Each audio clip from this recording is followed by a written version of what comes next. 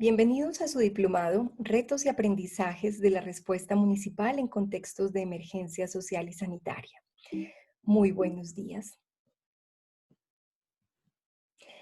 En este módulo 1 vamos a hablar específicamente en este apartado sobre la pandemia y la respuesta institucional para el COVID en Colombia. Mi nombre es Paula Andrea Díaz Valencia, soy docente de la Universidad de Antioquia. Es un placer estar con ustedes en este espacio. Vamos a conversar acerca de diversos tópicos, especialmente vamos a hacer un panorama sobre las generalidades del SARS-CoV-2, algunas manifestaciones clínicas, también vamos a hablar un poco sobre generalidades de la pandemia, transmisión del SARS-CoV-2, un poco un repasito por el panorama actual y algunos retos finales que nos corresponden a todos.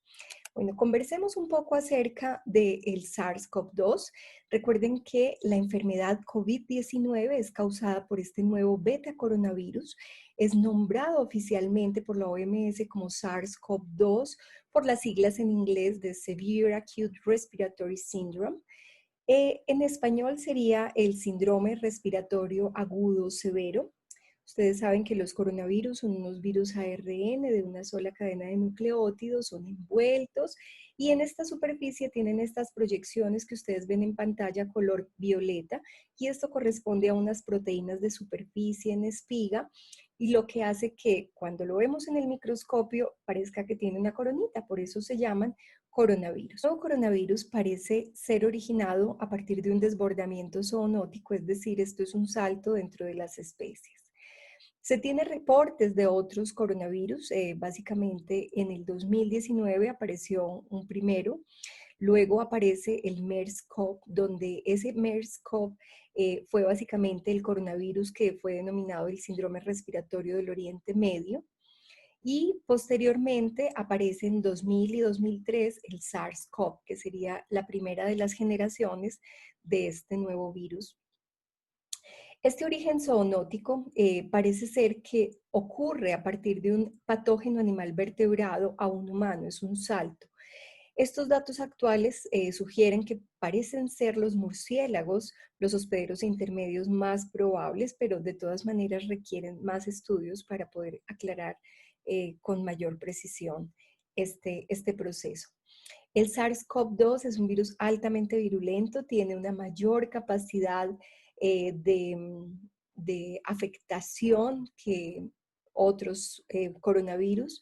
Además, tiene una mayor abundancia de copias en personas infectadas y una mayor estabilidad a largo plazo también en superficies contaminadas. Todos estos hechos han facilitado que se expanda de la manera como ya ustedes saben que ha ocurrido en el mundo. En pantalla ustedes pueden ver apreciar un genoma del nuevo SARS-CoV-2 y dentro de ese SARS-CoV-2 ustedes ven cómo se ha tratado de identificar su similitud genómica con diferentes otros virus, específicamente en el murciélago es el más similar.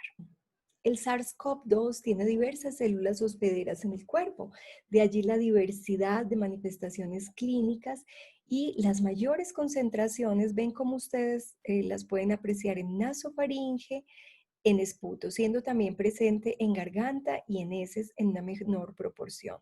La manera como el SARS-CoV-2 se ancla a los receptores de la enzima convertidora de angiotensina, que está presente en la mayoría de las superficies de las membranas celulares de órganos como pulmones, arterias, corazones, intestinos, riñones, es el vínculo que tiene el virus con nuestro cuerpo. Estas células tienen unos receptores de membrana y el virus se ancla a estos receptores. Es por esto y por esta diversidad de fuentes de interacción entre el virus y el cuerpo que tenemos la posibilidad de un gran espectro de manifestaciones clínicas. Sabemos que las manifestaciones de origen pulmonar son las más comunes porque allí se encuentra el mayor número de receptores. Sin embargo, ustedes han apreciado cómo se empiezan a describir una cantidad de nuevos síndromes a nivel del sistema cardiovascular, pero también a nivel del sistema nervioso central, entre otros.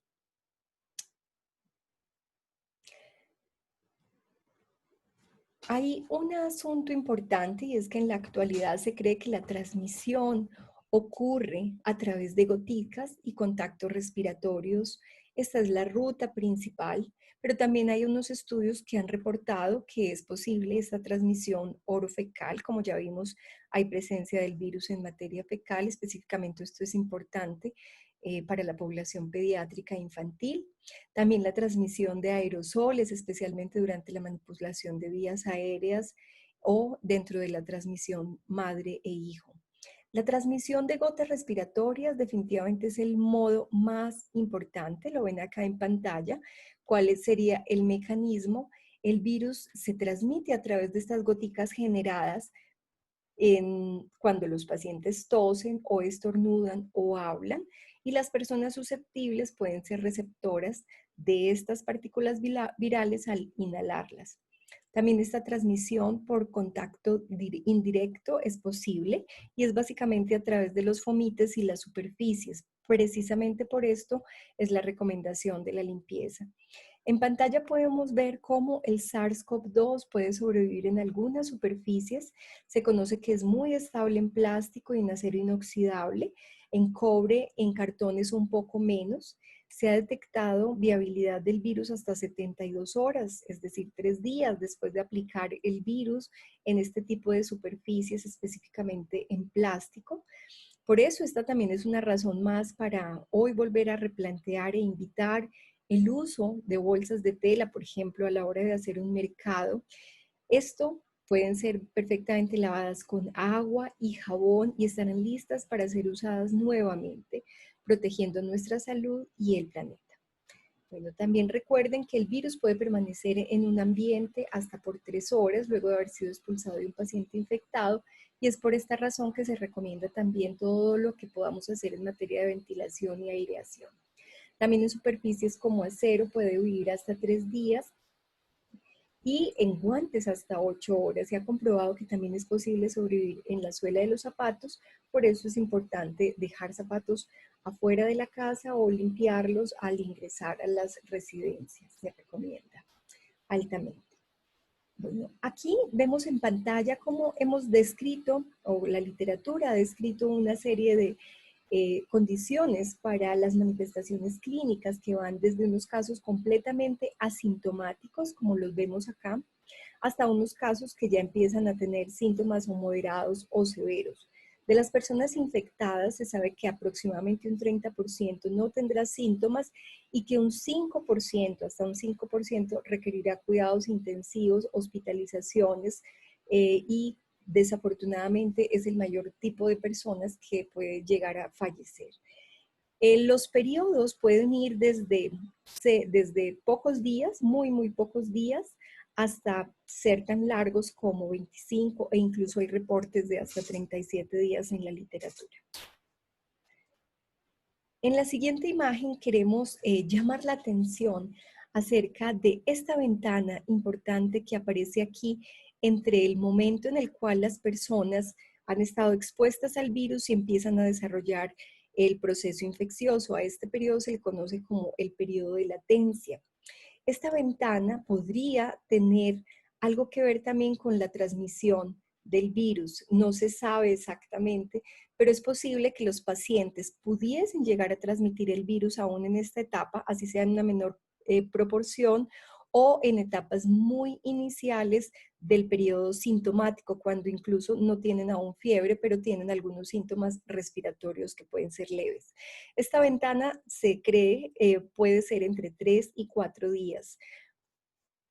La tamización de pruebas diagnósticas, sabemos, es la clave para determinar la evolución de la pandemia.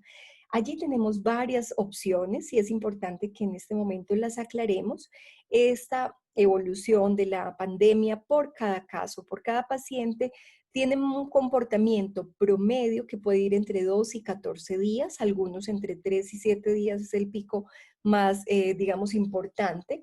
Aquí se recomienda fundamentalmente realizar las pruebas de PCR, sobre todo en las personas que han tenido contacto con personas con síntomas de coronavirus, que se sabe han tenido la exposición directa al virus. Es fundamental realizarlas. Es allí cuando se recomienda hacer la RT-PCR, que es básicamente el análisis del material genético directamente del virus. También se recomienda realizar pruebas de IgM o IgG, que se llaman pruebas serológicas, pero en este caso se realizarían solamente si yo quiero saber si las personas tuvieron el virus y estuvieron inmunizadas. Esto es para seguimiento o para medidas poblacionales, como encuestas serológicas, pero a nivel poblacional. Para diagnóstico solamente tenemos la opción, así sea imperfecta, de realizar una PCR. En esta gráfica queremos llamar la atención de la curva de distribución hipotética de una pandemia. Esta es una propuesta del CDC de Atlanta, que es el Centro de Enfermedades Infecciosas de Atlanta. De izquierda a derecha ustedes ven cómo hay distintas fases. De estas 6 fases, hay unas que empiezan desde la investigación hasta básicamente la preparación para un nuevo brote o una nueva pandemia. Dentro de todas estas fases hemos, digamos, identificado según la literatura que para el SARS-CoV-2 podría haber en promedio unos 120 días desde la declaración de inicio de la pandemia hasta, digamos, empezar a ver un declive o un descenso de esa curva epidemiológica. En Colombia vamos en el día 122 al día de hoy. Sin embargo, todavía es muy temprano para decir si nuestros 122 días se van a ajustar a la curva hipotética. Por estos días han escuchado mucho el término R. Este término es muy mencionado en epidemiología de brotes y significa la tasa de reproducción del virus. Cuando nos referimos a este indicador en una población donde todas las personas son susceptibles, es decir, como pasó al inicio de la pandemia, donde ninguno de nosotros jamás había estado expuesto a este nuevo beta coronavirus, es allí donde estábamos hablando del famoso R sub 0, también llamado número básico de reproducción de una infección o ritmo básico de reproducción. Y es el número promedio de casos que genera un nuevo caso a lo largo de un periodo infeccioso, asumiendo que todas las personas estábamos a riesgo o que éramos susceptibles. Ninguno de nosotros tenía vacuna, es decir, no estábamos inmunizados ni de manera natural ni de manera, digamos, artificial por medio de vacunas. En esta figura vamos a ver cómo en un escenario donde una sola persona contagia a otro individuo y tenemos un R sub 0 igual a 1, es decir, no hay poblaciones antes infectadas, vamos a ver qué es lo que ocurre. Esa persona contagia a una persona y básicamente tendríamos solamente un caso. Ahora vamos a ver una población hipotética donde una persona realmente no contacta a una, sino que contacta a 3, es decir, ese R sub 0 sería mayor de 1, en este caso sería 3. Aquí estaríamos en un incremento exponencial de la enfermedad, que es lo que ha ocurrido con el SARS-CoV-2, y por eso la importancia de las medidas que ustedes ya conocen, que se han tomado. En este caso, hablemos de lo que esperamos suceda algún día, y es una persona no alcanza por las medidas que sean, bien sea artificiales por inmunizaciones cuando exista una vacuna o por ahora con las que tenemos para enfrentar la pandemia, que ya básicamente se basan en todas las medidas de prevención y aislamiento y bioprotección. Aquí podríamos esperar un descenso de la pandemia y es lo que estamos buscando todos. En las fases de mitigación en la cual nos encontramos con este distanciamiento social o cuando empezamos la cuarentena, lo que estamos justamente es tratar de llegar a esta fase, a una fase donde nuestro R sub 0 sea menor de 1. En términos prácticos, para que hagamos un ejemplo, asumiendo que el COP2 tuviese un R sub 0 de 4, es decir, el número se multiplicaría por 4 cada 7 días, es decir, la cantidad de infectados, de pacientes, a partir de un solo caso se duplicaría cada 3 días, es decir, tendríamos 1.000 casos en 30 días o lo que podría ser un crecimiento posterior de 1 millón de casos en 2 meses, ante el escenario de no hacer absolutamente nada y básicamente debido al crecimiento exponencial de este virus. Es por esto que es fundamental asumir las medidas de protección que estamos tomando en este momento y la manera que tenemos, la única solución que tenemos ahora son estas medidas más el distanciamiento social para evitar este crecimiento vertiginoso de casos. Entre las medidas más efectivas para reducir esa tasa también están la de buscar, aislar, monitorear a todos los pacientes que presentan COVID-19. Se ha estimado que esa tasa de reproducción puede variar, digamos que no es 4 como acabamos de decir, alguna literatura o en algunos lugares del mundo se ha podido ver incluso tan alta como 4, pero en promedio estamos hablando que el R sub 0 del SARS-CoV-2 teórico es más o menos de un 2,6 o a partir de los, digamos, sitios donde ha cursado el virus en este momento. Eh, si nosotros vemos desde la medida, digamos, inicial de no hacer absolutamente nada, tendríamos ese R sub 0 de 2,6, pero si nosotros podemos ir implementando progresivamente otras medidas, ustedes ven en la gráfica cómo podríamos paulatinamente ir bajando, disminuyendo esa tasa de transmisión, es decir, bajar ese R sub 0 a uno tan bajo como 0,9, que es lo que queremos justamente para reducir la pandemia. Ese 0,9, por ejemplo, se podría lograr complementando diversas medidas y estrategias como serían utilizar el monitoreo digital, el autoaislamiento durante al menos esos 4 días de ventana de latencia de la cual conversamos ahorita más adelante, así como todas las medidas de bioprotección, bioseguridad para prevenir el contagio del COVID-2. Recuerden ustedes que esto fue supremamente importante y mencionado al principio de la pandemia y era la intención de aplanar la curva.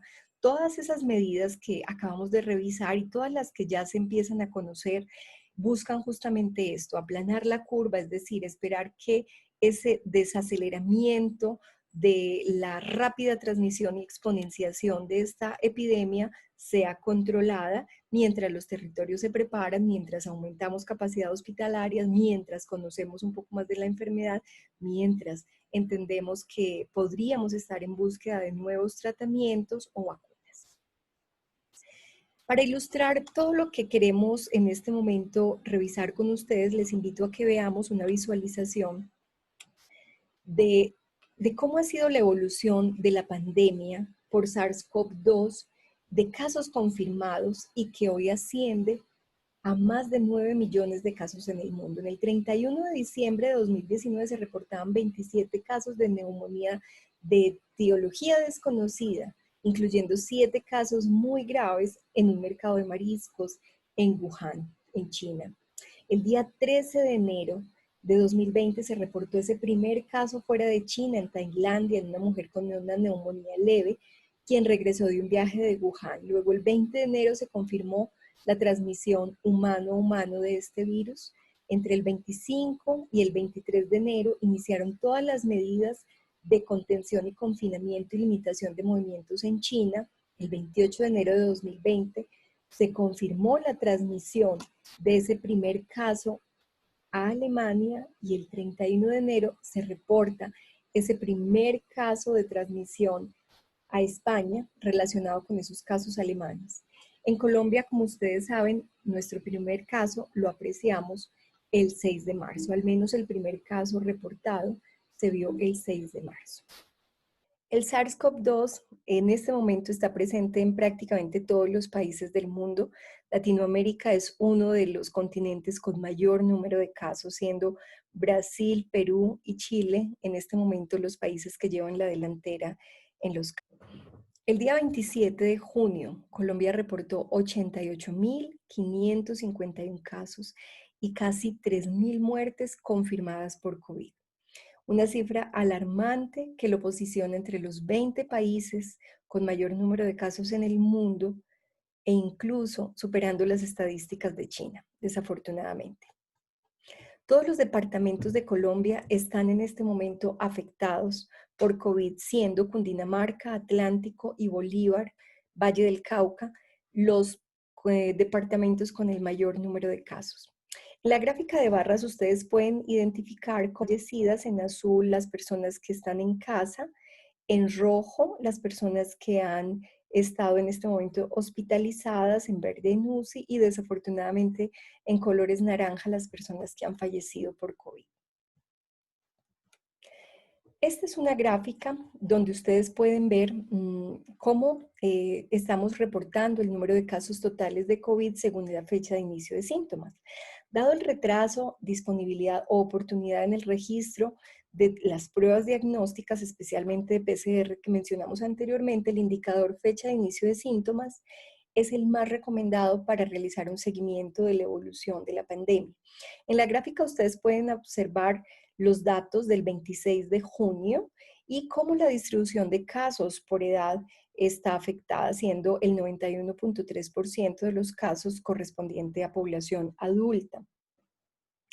Ustedes ven acá cómo el inicio de cuarentena obligatoria el 24 de marzo tuvo una influencia sobre esta curva epidemiológica. Cuando se realiza la apertura inteligente, empezamos a ver un ascenso programático y ahorita en época de apertura vemos cómo empezamos realmente a tener los mayores picos de la incidencia de COVID-19 en Colombia. En este momento nos encontramos hasta el 15 de julio en apertura con aislamiento preventivo obligatorio. Es importante que ustedes recuerden que este tipo de gráficas debe leerse 2 semanas antes del último reporte, porque aquí hay una zona de inestabilidad o rezago de datos que es importante tener en cuenta. En esta gráfica ustedes pueden apreciar la distribución de casos según edad y observen cómo el mayor número de personas diagnosticadas se encuentra entre los 26 y 35 años. Sin embargo, el mayor número de muertes que ustedes pueden observar, que son las personas que se reportan en color azul, las barritas azules, están en las personas con más de 50 años de edad. De manera práctica les recomiendo explorar en esta página del Ministerio Nacional los casos que aparecen en su municipio. Por ejemplo, aquí tenemos a Santuario. Este es Santuario, la cabecera de Santuario, donde a partir de esta aplicación de Corona App se reportan 19 alertas epidemiológicas y 306 advertencias. Es posible que ustedes en sus municipios respectivos puedan hacer un monitoreo constante de estos datos. De manera muy común, la evolución de la pandemia contempla diferentes fases. Desde enero, cuando la OMS anunció que se trataba de una enfermedad de orden mundial, inició nuestra fase de preparación. Esta fase de contención inicia básicamente el 6 de marzo, una vez reportado el primer caso, que estaríamos acá. Este caso en una mujer que tuvo un nexo epidemiológico con una compañera del extranjero, una persona de México.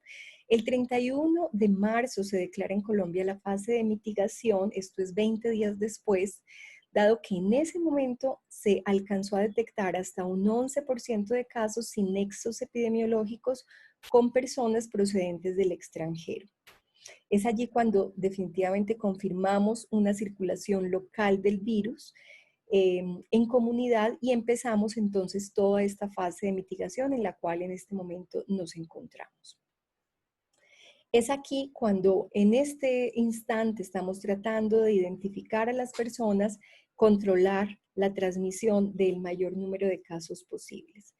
Y es la idea básica del distanciamiento social. Si eres una persona sintomática con la enfermedad, pues la idea es que tratemos de transmitir en la menor proporción posible el virus a otras personas, mientras preparamos todo lo que tiene que ver con la implementación de los servicios de salud. Evaluar la evolución de una pandemia es fundamental y la medida que más se utiliza para ello en este momento es conocer la tasa de fatalidad. Es lo que quizá nos permite compararnos de una manera un poquito más objetiva con otros países. Aquí se indica la proporción de casos fatales del total de casos diagnósticos, es a lo que estamos llamando tasa de fatalidad. Y los perfiles demográficos, ustedes saben, varía ampliamente, así como las comorbilidades, y es por esto que pueden ser también variables entre los países. Aquí ustedes pueden observar cómo en Colombia la mayor cantidad de personas tienen algunas comorbilidades. Esas comorbilidades, 10 de ellas son enfermedades crónicas no transmisibles. Es importantísimo que nuestros sistemas de salud sigan vigilando este tipo de población porque es allí donde se encuentra la mayor cantidad de personas con riesgo de morir.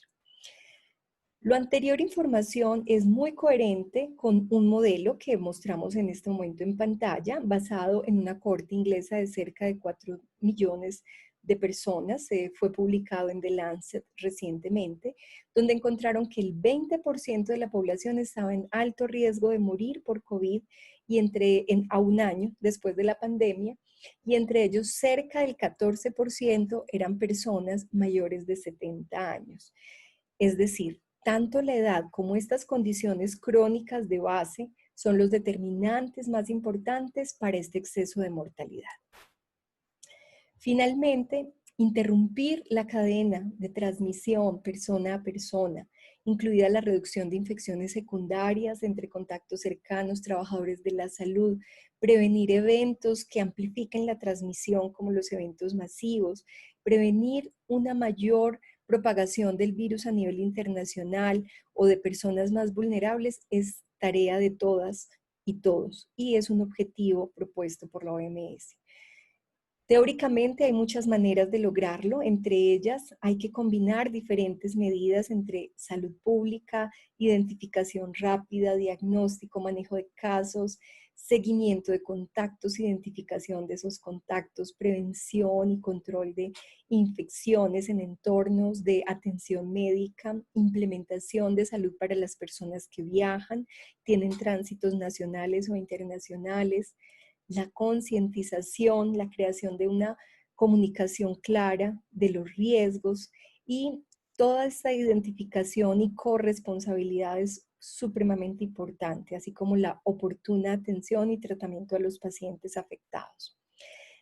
Finalmente, el reto es muy grande aún, queda mucho por hacer, queda la esperanza de que con participación, con solidaridad entre todos los sectores de una sociedad local, pero también de una sociedad mundial, encontremos las mejores soluciones para el bien y el futuro de nuestra humanidad. Y ojalá esa sea una humanidad más justa, más equitativa, donde se busque el bienestar de todos y todas las formas de vida en este planeta.